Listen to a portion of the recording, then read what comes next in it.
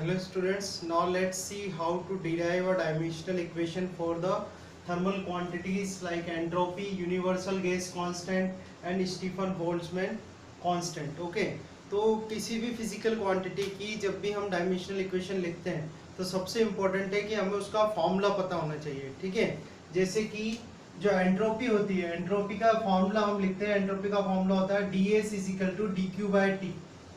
ठीक है, ds is equal to d q by t, ये फॉर्मूला होता है एंट्रोपी का। यहाँ पर s जो है, s क्या होता है, entropy, s is a entropy.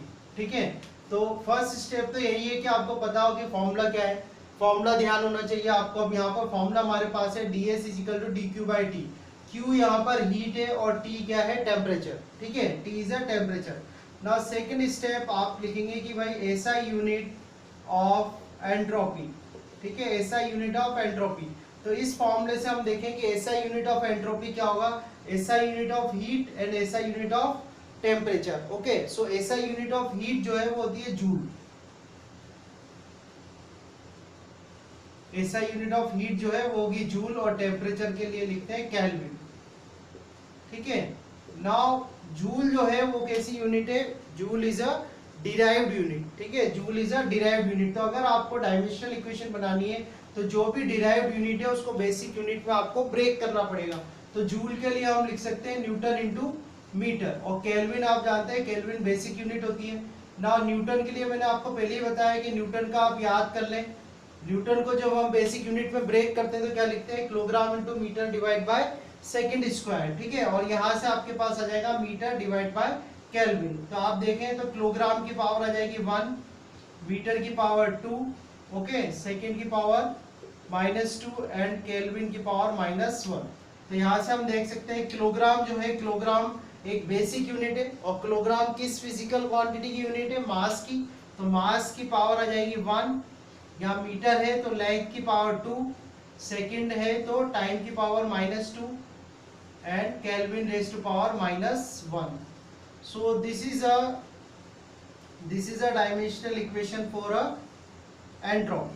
ठीक है, फिर मैं आपको बताता हूँ, बहुत सिंपल है किसी भी फिजिकल क्वांटिटी की डायमेंशनल इक्वेशन को लिखना। आपको ओनली रिलेशन पता होना चाहिए, जैसे हमें यहाँ पर एंट्रोपी का रिलेशन पता था। बाकी स्टेप्स ये हैं कि आप सबसे पहले लिख लो कि SI यूनिट, एक बार SI यूनिट आ गई, यूनिट आने के बाद आप देख लें कि कौन सी डिराइव्ड यूनिट है कौन सी बेसिक। तो जो भी डिराइव्ड यूनिट है उनको बेसिक यूनिट में आपको ब्रेक करना है। ठीक है, now let's see this universal gas constant. तो यूनिवर्सल गैस कांस्टेंट के लिए हम लिखते हैं PV is equal to nRT।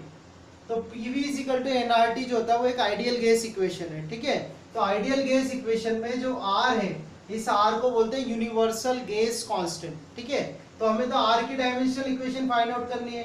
तो R के लिए आप इसको अरेंज करो, तो R के लिए आप अरेंज करेंगे तो क्या आएगा, PV। ठीक है, PV divide by NT। Now you have a relation है आपके पास, रिलेशन आपके पास है तो बहुत आसान है। अगली स्टेप हमारी क्या होगी कि भाई SI यूनिट ऑफ R।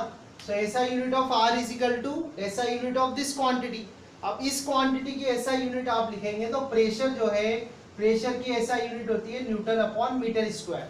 ठीक है, V यहाँ पर है वॉल्यूम, वॉल्यूम की यूनिट होती है मीटर क्यूब। ठीक है, N जो है यहाँ पर स्मॉल n है अमाउंट ऑफ सब्सटेंस। ठीक है, तो अमाउंट ऑफ सब्सटेंस की यूनिट होती है मोल, MOL। ठीक है, और टेम्परेचर के लिए हम यूज करते हैं kelvin. Now you can see here steps हमारी आप देख लें, यहाँ पर ये कैंसिल हो रहा है, पहले इसको तो कैंसिल कर लेते हैं अपन। उसके बाद आप देखें मोल जो है, मोल किसकी यूनिट है, अमाउंट ऑफ सब्सटेंस की। तो मोल एक बेसिक यूनिट है, केल्विन भी बेसिक यूनिट है, मीटर भी बेसिक यूनिट है। जो न्यूटन है, अगेन न्यूटन क्या आ रही है हमारी, एक डिराइव्ड यूनिट। तो इस डिराइव्ड यूनिट को ब्रेक करते हैं, kilogram into metre divide by second square. ठीक है, ये तो हमने करा न्यूटन को break, kilogram into metre divide by second square. Then यहाँ से आपके पास ये मीटर था, मीटर आ जाएगा, मोल के लिए लिख देंगे MOL और केल्विन के लिए हो जाएगा K। Now you can write here kilogram raise to power 1, kilogram की पावर 1 आ जाएगी, और ये मीटर स्क्वायर हो जाएगा। सो मीटर की power 2, second raise to power आप ऊपर ले जाएंगे तो -2 हो जाएगी।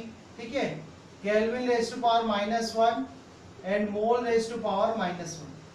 ठीक है, सेकेंड ऊपर जाएगा तो -2 हो जाएगा इस पे। केल्विन ऊपर लेके जाओगे आप k की पावर -1 और मोल की power -1. Now you can see here all these are the basic units. सारी की सारी क्या है, ये बेसिक यूनिट्स है. तो आप डायमेंशनल इक्वेशन लिख सकते हैं. तो किलोग्राम के लिए m की पावर 1, l की पावर 2, t की पावर -2, k की power -1 and mole raise to power -1. So this is a dimensional equation for the universal gas constant. ठीक है, बिल्कुल आप प्रोसीजर पर ध्यान दें, स्टेप्स पर ध्यान दें कि स्टेप्स क्या यूज कर रहा हूं मैं. स्टेप्स ये है कि आपके पास रिलेशनशिप होनी चाहिए, और रिलेशनशिप अगर आपके पास है तो आप उसकी एसआई यूनिट निकाल लें उस क्वांटिटी की, और एसआई यूनिट निकालने के बाद उसमें देख लें कि कौन कौन सी तो बेसिक यूनिट है और कौन सी डिराइव्ड यूनिट है. तो जो डिराइव्ड यूनिट्स हैं उनको आपको ब्रेक करना है बेसिक यूनिट्स के अंदर.